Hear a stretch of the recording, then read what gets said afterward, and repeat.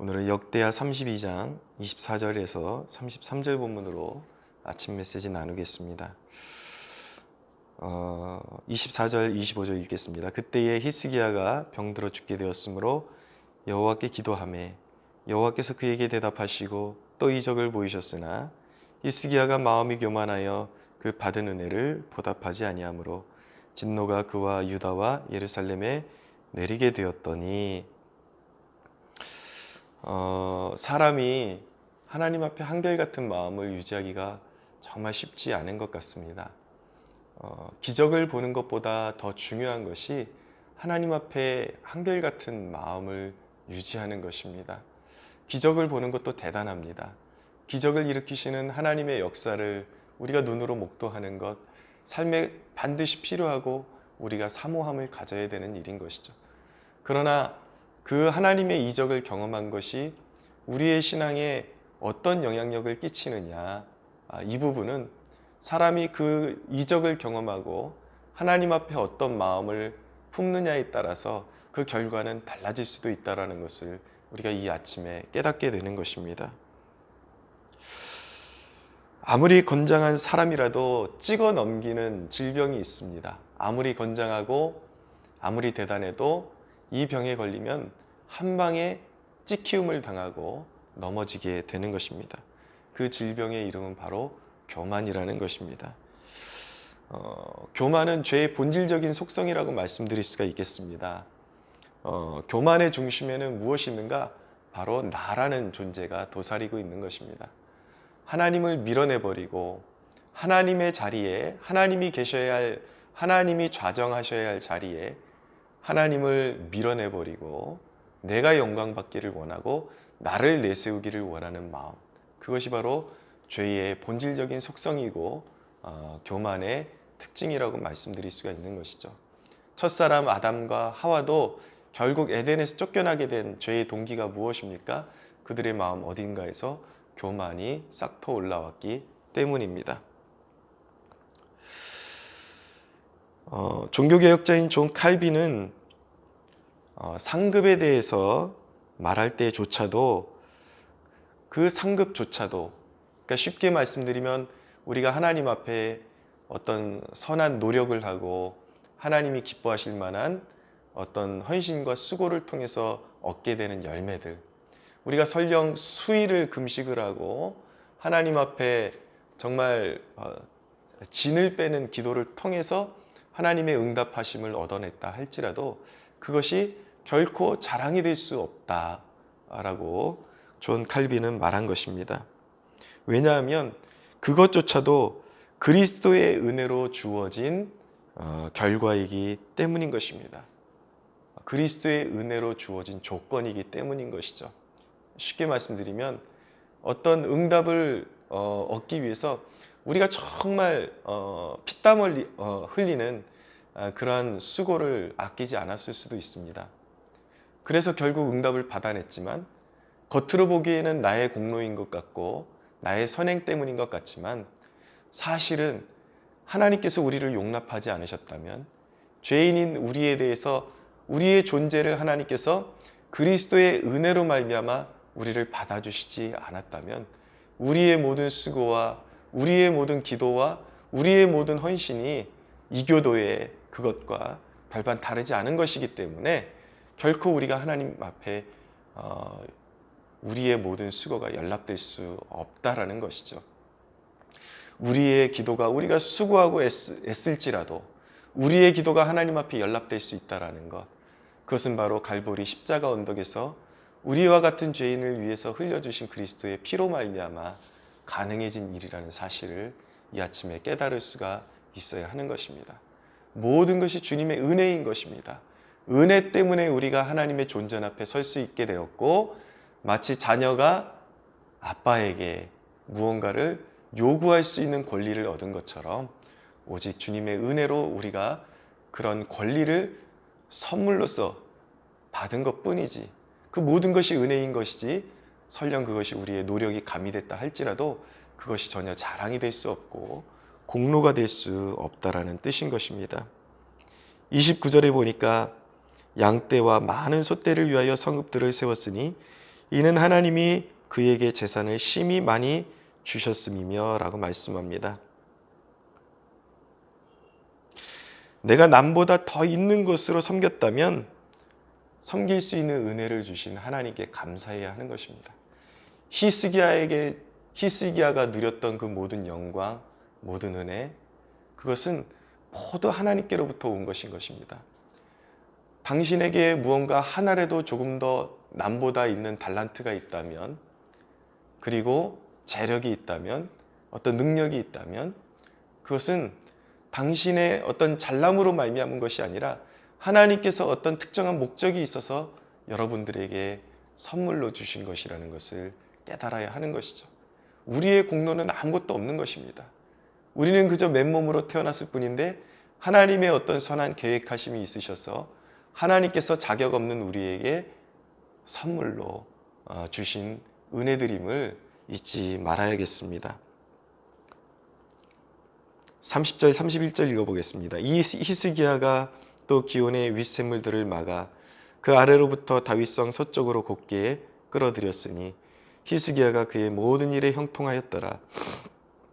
그러나 바벨론 방백들이 히스기야에게 사신을 보내어 그 땅에서 나타난 이적을 물을 때에 하나님이 히스기야를 떠나시고 그의 심중에 있는 것을 다 알고자 하사 시험하셨더라.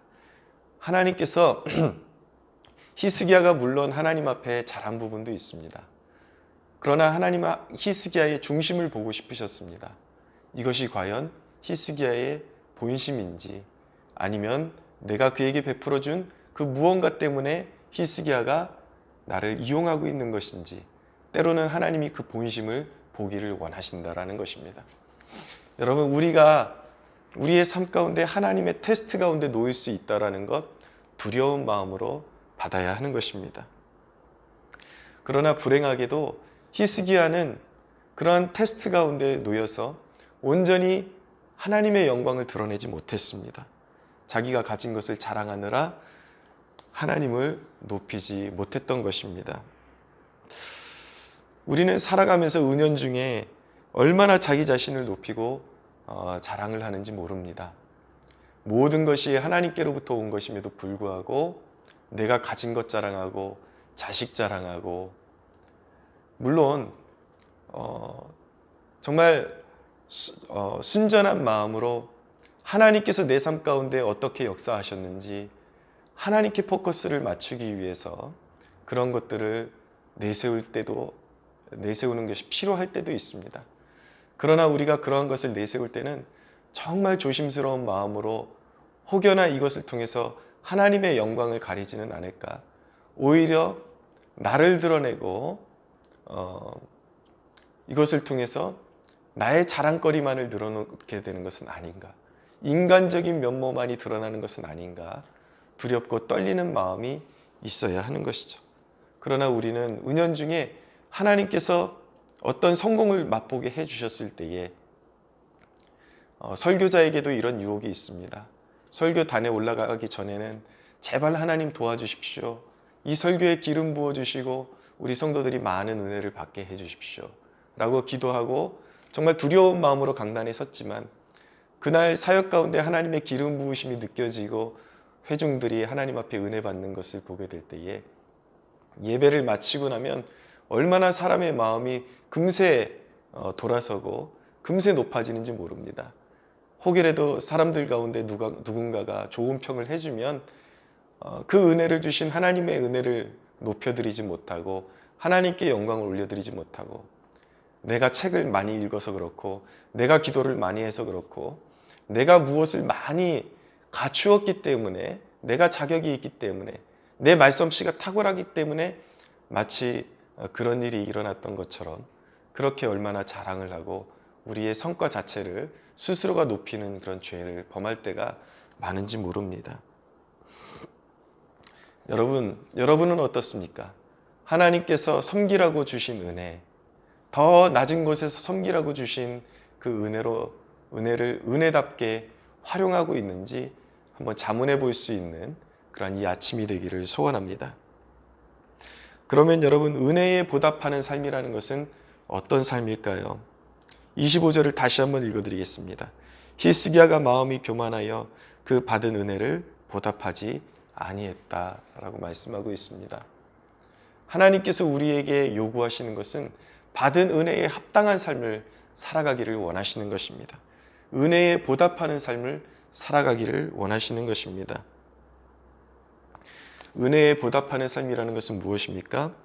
그리스도께서 날 위해 죽으셨기 때문에 나 또한 그분을 위해서 죽기까지 순종한 이후라 할지라도 고린도전서 15장 10절에는 말씀합니다.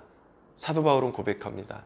나의 나된 것은 다 하나님의 은혜라 라고 고백하고 있는 것이죠.